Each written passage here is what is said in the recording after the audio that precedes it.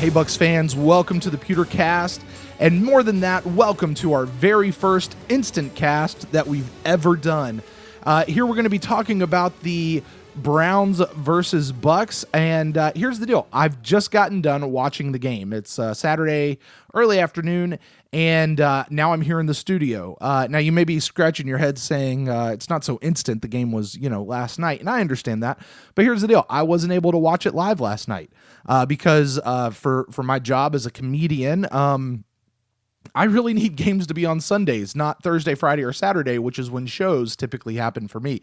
And when I'm not doing a show as a parent and as a husband, if I'm not out doing a show, then that's time where I'm getting some family time in, or it's a date night with my wife. But I tell you, Sunday afternoons, when everyone else in the house is asleep and everybody's taking a nap, Daddy's watching himself some football for 22 weeks. Oh my gosh, that sounds so glorious. Oh, it's so glorious. And I got to tell you guys, just so you know, I've already blacked out the Thursday night game that we're going to have this year, and even the Monday night game that we'll have. But I couldn't block off the entire month of August, for the preseason because, well, it's just the preseason.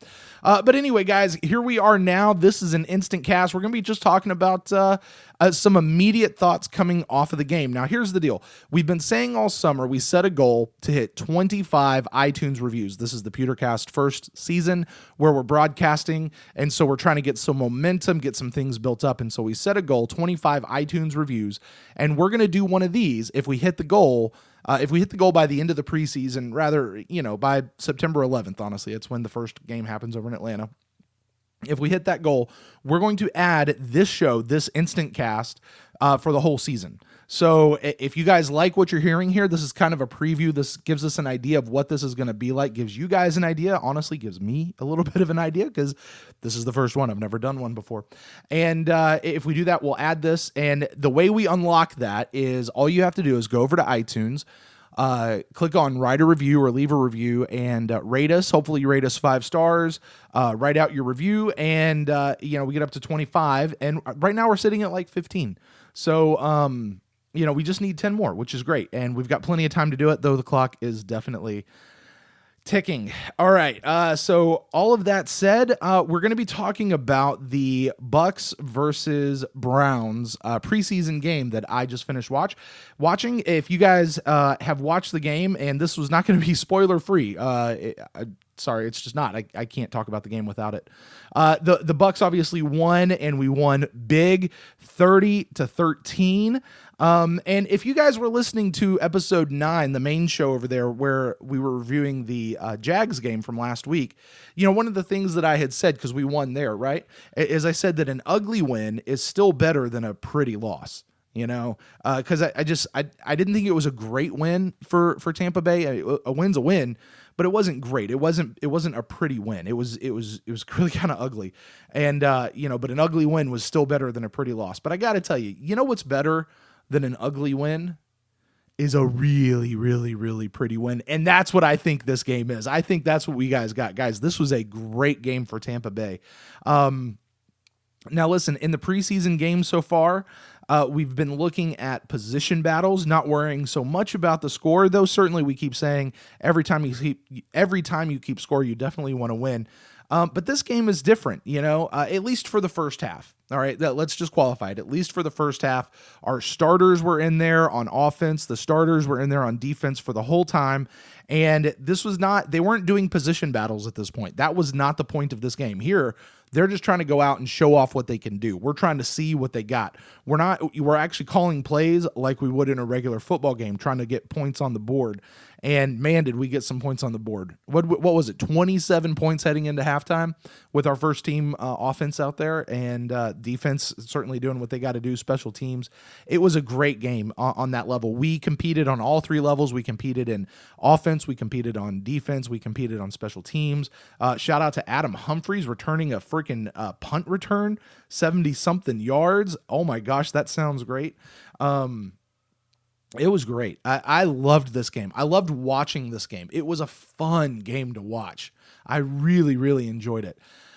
Now, all of that said, overall, though, because I'm kind of giving my overall thoughts of the game, I'm finding my excitement kind of tempered Okay, fans, I'm finding it just a little bit tempered because, yes, this was a great football game. It was a really, really good game. But here's what I just want to point out. And I have to know this. I have to understand this. This is just reality. This is talking frankly. One great game, one great night doesn't mean that everything is fixed and that it's easy sailing from here on out. You know, the trick is what's really going to help us, what we've got to find out, what our team has to find out is how do you take this momentum and keep it going? That's where we are now.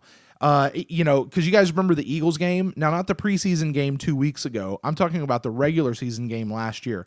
You know, the one where we came out and dominated. I mean, we decimated the Eagles. Oh, it was so great.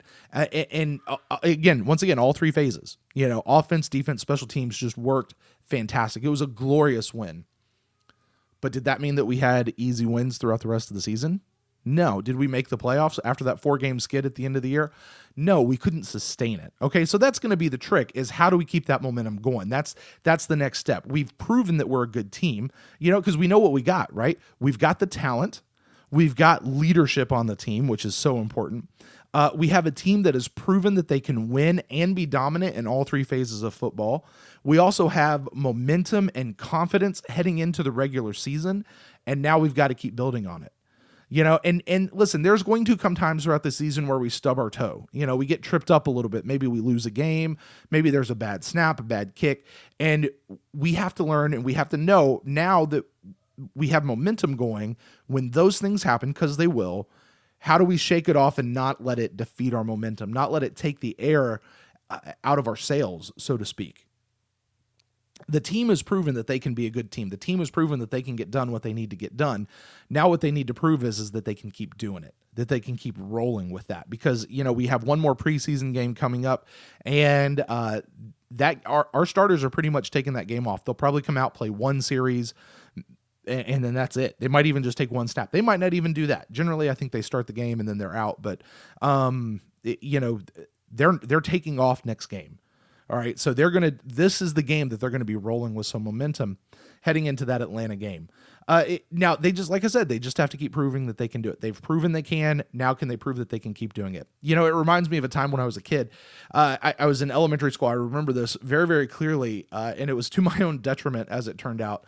You know, I remember taking a test, and I did really great on the test. I got like 100%. You know, you can't get any better than that. It's 100%. And I brought it home, and my mom and dad looked at it, and they said, "Great, you've proven you can do it. Now these are the grades that I expect you to get for the rest of the year." And as an elementary school kid, I stepped back and I went, "Whoa, they want me to do this all the time now? Oh, I better not do that." So like the next couple of tests, I tanked them on purpose. You know, like I got them like right at a B, and my parents were just like, "Well, that's not as good as you were. Just keep here." And so what I did was I purposely tanked my own grade so that I wouldn't have to work as hard. And, you know, I just maintained a B level. And that's really what I did for the rest of, you know, my school career, was a B level. And man, that kind of came back to bite me when it came time to get scholarships and whatnot. So, you know, we don't want them to do that, right? You've proven that you can do this. Now you can keep doing it. Now you got to keep doing it. So that's really the thought kind of overall that I have. Something else I thought just overall was that these starters proved why they're the starters. You know, people like ASJ and Vernon Hargraves proved why they're battling for that starting spot, that number 1, that number 2 spot, not the 3rd, 4th, or 5th on the depth chart. They proved why they belong in that upper echelon. There was a clear separation between those class of players. So overall, that's really kind of what I thought. Why don't we get to some specifics? Specific people who stood out. I thought Jameis stood out really great. You know, there's just a presence and a command on the field that isn't there when he's not on the field. You know what I'm saying? Like you can just feel it when he's on the field and he's got it. He's calling, people are following his lead and what he's doing. And it's really great to see that. I thought Mike Evans stood out. He stood out to me in this game like he hasn't all preseason. I've seen him a couple times flash up here and there, but this game he really stood out and went, "Oh, there's the Mike Evans. That's that Mike Evans of the rookie year," is what it looks like to me. And, you know, Phil Simms on the commentating, he said that he and Mike Evans and Jameis set a goal to be the best quarterback wide receiver combo in the NFL. And here's the thing, coming from Jameis, that's not just talk. Like, that's a real goal. Like, they really mean it. They really want to be the best quarterback wide receiver combo. And they don't just want to be, they have the will to be. They just don't have the want to, they have the will to, because they're getting out. And we saw it through the offseason. We saw it before camps and OTAs even started. You heard reports of Mike Evans and Jameis Winston out there throwing and catching passes, working on their chemistry together. So, I'm anxious to see this. I think this is going to be a storyline, a thread that develops. They talk about we've already got the best 1-2 punch in the backfield in football between Doug Martin and Charles Sims. Now, what if we had the best quarterback wide receiver combo in the NFL as well? Holy cow, that should be so great, especially for a team that's never truly had much of an offense. Man, that'd be fantastic. And you know what I think, Bucs fans? I think we need a name for it. I think we need a shipping name. There's a phrase I never thought I would have actually said. So what do we want to call it, Bucs? What do you guys say? Respond to me. Let me know. I had this one. I thought, do we want to do the 313 hookup? Is that what we're going to call them? The 313 hookup? Or I like this one. How about just the chemistry? It's just the chemistry. That's what we're going to call it. We want to see some chemistry. Talking about Jameis and Mike Evans. I don't know. What do you guys think we should call it? What should we call that? That's the best 1-2 punch, Doug and Chuck. What are we going to call Mike and Jameis? You guys let me know on Twitter or Facebook. I'd love to hear that. VJax came in. Let's talk about him. And he really showed up for the first time this year in a way that, not just this year, I think he showed up in a way that I did not even see him last year, in a way that he's not done yet. There was something in his eyes that you could see, like, through the face mask and the helmet. You could see something in his eyes that he was playing with this renewed vigor, some sort of a renewed strength. I don't know. I can't quite place my finger on exactly what it is, but I loved seeing that come out of VJax, showing, he's not too old to play this game. In fact, he's still in his prime, and he's just going to be one of the most dominant wide receivers that we have out there. He had a nasty catch. He snatched it out of the hands of a defender. It was so great. Adam Humphries, here's the thing about Adam Humphries. He made it super clear why he is the number 3 receiver and why he's earned it. And then can we talk about that punt return? Oh my gosh, punt return all the way back to the house for a touchdown. Come on and get it, Mr. Adam Humphries out of Clemson. What now? Undrafted free agent, was gone last year, came back, hit the practice squad, came back, got it, he's earned a roster spot. Not just roster spot, he's earned a high spot in the roster spot, a high part of the roster spot. So, man, I thought that was great. Austin Seferian-Jenkins, I got to mention him. I think ASJ is making a really strong case for sharing the number 1 tight end duties with Cam Brate. Now think about that. Wouldn't that be something to not just have a number 1 tight end and a number 2 tight end, but to have 2 number 1 tight ends? That'd be kind of cool. Going into double tight end sets or triple tight end sets. We saw some of those, particularly in the Jags game. I didn't really notice as many in this particular game. That might be something that I'm going to have to watch on a rewatch of this game if I get to do one. Doug Martin, it was really great to have him back after he sat out last game. And Doug is really reminding me, he's looking just like the Doug Martin that we know and love. Derek, old school over there at What the Buck says, listen, there's only 2 Doug Martins. There's a healthy Doug Martin and there's a sick Doug Martin. There's an injured Doug Martin. That's it. And this is a very healthy Doug Martin. He was busting tackles. He was hitting people. He was hitting the hole, just banging his way through, kind of in a lot of the way Mike Allstott used to break tackles. Now he's got his own style. He's got his own way of doing it, but man, that's just kind of a force that I'm really glad to be able to start comparing those. Wouldn't that be something to see Mike Allstott and Doug Martin's name up next to each other in the Ring of Honor one day? That could be awesome. Chuck Sims, here's the thing. He did so great in that role, his number 2 role in the running back spot. He just seems so comfortable there. He was making lots of big plays. He had a touchdown. It was just a great spot for him. I like him really. That's where he fits. And there's no shame in that. There's nothing. There doesn't need to be the competing back and forth a lot that between him and Doug Martin. They just work together. One's better on this spot, on this spot and this set of downs, and another one's on this spot and this set of downs, and they work together in tandem. 1-2 punch. Loved having them there. Let's move over to the offensive line. Joe Hawley, now here's something. In this game, we were without Ali Marpet and Kevin Pamphile, and, I know we're paying him a lot of money, but I can't quite say that we're missing J.R. Sweezy when we've never really had him. But I guess we're missing him too. Okay, so Ali Marpet, Kevin Pamphile, J.R. Sweezy, three starters, really. So Evan Smith, after being in this battle for center, we've heard about it all summer long, this battle for center between him and Holly.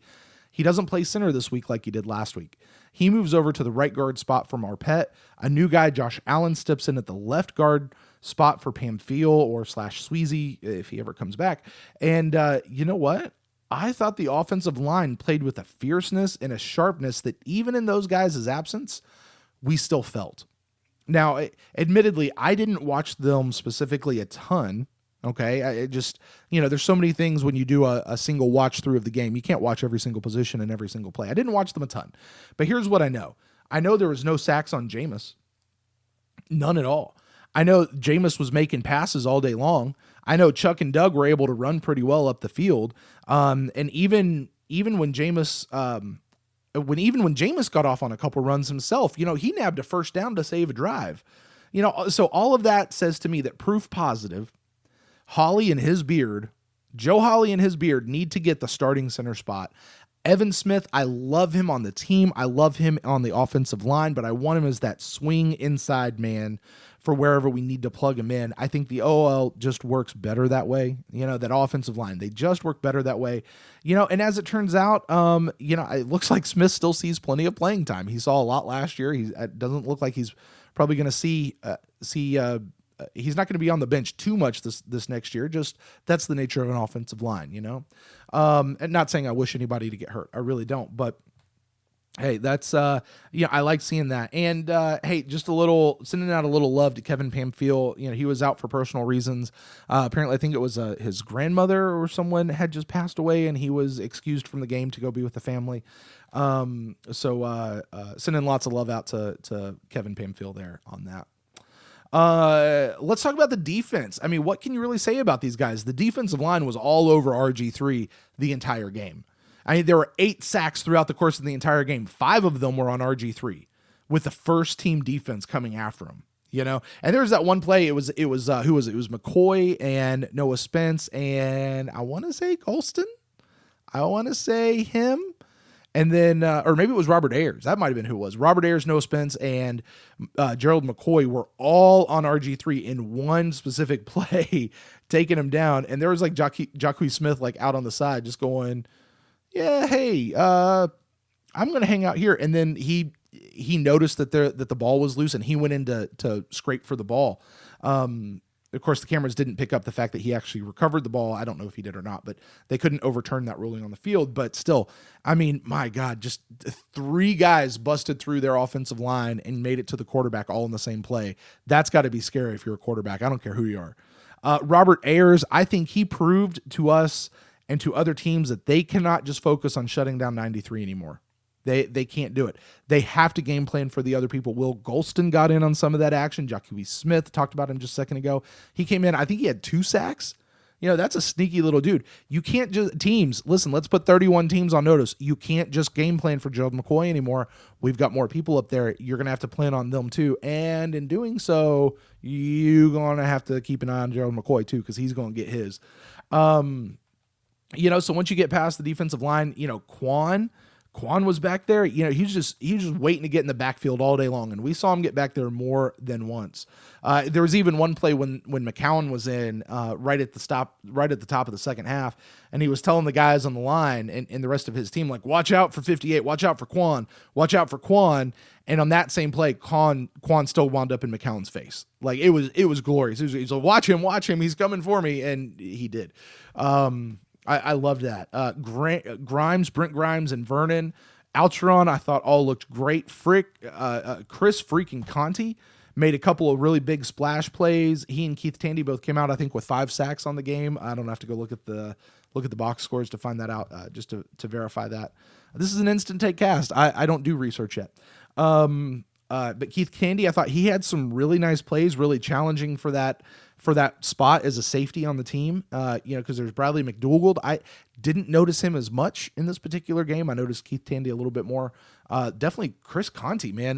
For a guy who came in taking a lot of flack last year, I loved seeing him get in there. Safety has been, I've said it many times. It's the one position spot that I'm most nervous about. I didn't think we bulked it up enough, but hey, if those guys can hold it down, awesome. Let's get it. So guys, overall, I think the first team offense and the first team defense looked solid. And now I need them to rest up for the rest of the week and be ready to get nasty in the ATL. And I can't wait to see it because I'm going to be there live. So, guys, that's it. Okay, now I can't get out of here without one more thing to talk about. This would normally be where we'd cut it off. It's right at 20 minutes, InstantCast, and we're done. But we got to talk about him just because it's the big story this week. Roberto Aguayo. Can I give him a hug? So, like, can I just go give this guy a hug? I'd really hashtag I'm with 19. I'd love to do. I want to give him a hug. Hashtag I'm with 19. Guys, I've been saying it since he was drafted. The number 2 pick, the round 2 pick on Roberto Aguayo was not wasted because he's a position who puts points on the board. And in fact, last night, it was 12 points. Hashtag I'm with 19. For all the crap that people have been saying this week about Roberto Aguayo, I truly hope that they're going to eat some humble pie this week. Hashtag I'm with 19. But they're not going to. I doubt it. They probably won't because those guys are prigs who think that they just always think that they're right and they lay in wait so that they can be proven right. And then they use their voice and their platform to rile up the fan base into a frenzy just so that they can say that they were right the entire time. Hashtag I'm with 19. Now, guys, that said, I'm sure there are tons of articles proclaiming that Aguayo's been cured and his confidence is back and he's a money shot from here on out. And honestly, I don't know because I just watched the game and I've stayed away from all the media and what everybody's been saying about this game so that I could give you this particular InstantCast. But I'm sure a lot of people are saying that. But here's the thing, guys. I would urge caution, Bucs fans. All right, I really would. All right, kind of like I said, this was a great game and I'm tempered by it. I loved what Aguayo did here. Hashtag I'm with 19. But I'm still tempered. This is a guy who has still not had his first NFL kick. He's still in the kitchen. Things are still baking. It's still not done yet. Hashtag I'm with 19. Guys, the truth is about Roberto Aguayo, this could be an up and down season for him. All right? And here's what I want to challenge you, the fan base, to do. Ride the wave. Just ride the wave. It's going to go up. It's going to go down. Okay? But let's ride the wave. Hashtag I'm with 19. Here's what I'm saying, Bucs fans. Let's just boil it down to brass tacks. Don't be an asshole fan base. That's what I'm trying to say. All right. Regardless of what some other people in different media outlets are trying to do to stoke up in you. Okay. Instead, let's get behind our kicker. Let's be the wind at his back. And here's the thing. I know for 100% certainty of fact that if we get behind him and we are the wind at his back, he's going to have a much better first year than, especially when everything counts, than if we're riding off the rails and we keep crying about whether or not he should have been picked in the second round in the first place and running off calling him a basket case. He's going to do so much better if we're behind him than if we're doing that kind of craziness. Hashtag I'm with 19. Listen, guys, here's the thing. We can't go back and unpick him from the second round. We can't go back and pick somebody else. You can't change that. Bucs fans, what I'm saying is that just as we have to demand consistency from our team, we need to be consistent fans ourselves, which means that when the team wins, we're fans. When the team loses, we're fans. Hashtag I'm with 19 and the other 53 guys that are going to be on the roster. We don't need to speak evil of our team, Bucs fans. We don't need to speak evil of the players on our teams. Now, here's the thing. We can speak frankly. All right, that's really okay. That's encouraged. All right. We don't have to go around blowing sunshine up each other's butts. All right. But we don't need to be a toxic fan base and think it's cool or that it's okay because we're just telling it like it is, man. Hashtag I'm with 19. Because you know what the truth is? Half the time, what they're telling you isn't actually the way it is. We all heard reports this week of people booing Aguayo in practice, didn't we? And then like Roy Cummings, I think Ira Kaufman might have said something. Greg Allman all said, yeah, I was there. That didn't actually happen. I saw a report somewhere. I'm not exactly sure who it was. They said actually what it was a really small, very quiet boo that was directed towards some Browns players who just kind of happened to be crossing in front of them. And that just happened to be happening while Roberto Aguayo was out on the field practicing his kicks.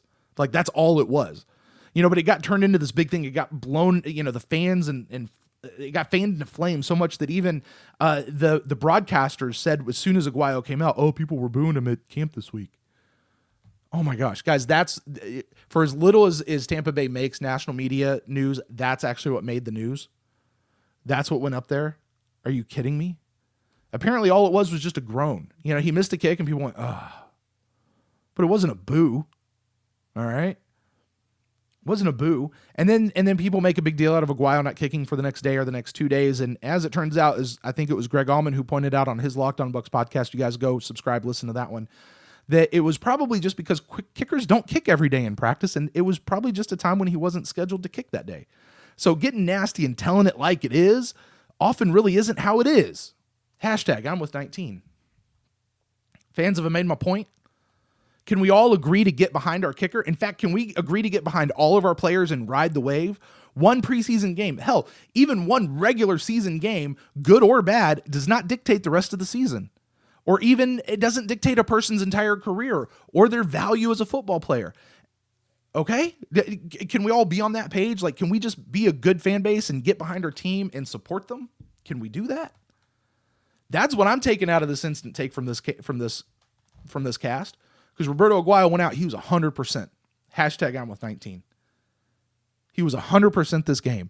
And you know what? I think he's gonna have a really good percentage. That's just my prediction. I don't make a whole lot of predictions on this show, but I think he's gonna do pretty well. And I think he's gonna miss some. I really think he's gonna miss some. And it's okay. We gotta ride the wave. Hashtag I'm with 19. Hey, by the way, have you guys heard of this new hashtag that we created here on the PewterCast? Yeah, it's hashtag I'm with 19. No apostrophe because you don't want to break the hashtag. Hashtag and it's to show our support for Aguayo, especially when there's some other people out there that are just being idiots trying to bash a guy, you know? And specifically, it's created to show our support for Aguayo and to be that wind at his back, that he can just click on that and he can see everybody who's posting that. You know, and what I loved this weekend, because we just put that out, I think it was like last Thursday, maybe Wednesday. I love seeing the number of people who've already started using it. So you guys use it to hashtag I'm with 19. Let's be at the wind at their back. All right, guys. Well, that's going to do it for this instant cast. This very first instant cast is kind of a preview of what these things could look like. Be on the lookout for our main show, which is going to be coming later this week, where we're going to have a full analysis of the game, plus a brand new top 5, and we'll have a new discussion segment. And hey, listen, if you want to get on that show, go ahead and send me your thoughts and your questions to thepewtercast@gmail.com. Hit me up on Twitter @thepewtercast or over at facebook.com/thepewtercast. And hey, listen, if you like this instant cast episode, head over to iTunes, leave a review. If we get 25, we'll make this a regular part of our season. And if you've already done that, thank you so much. Call your friends and have them do it too. That way we can get to 25. All right, guys, I'll see you later this week. Go Bucs.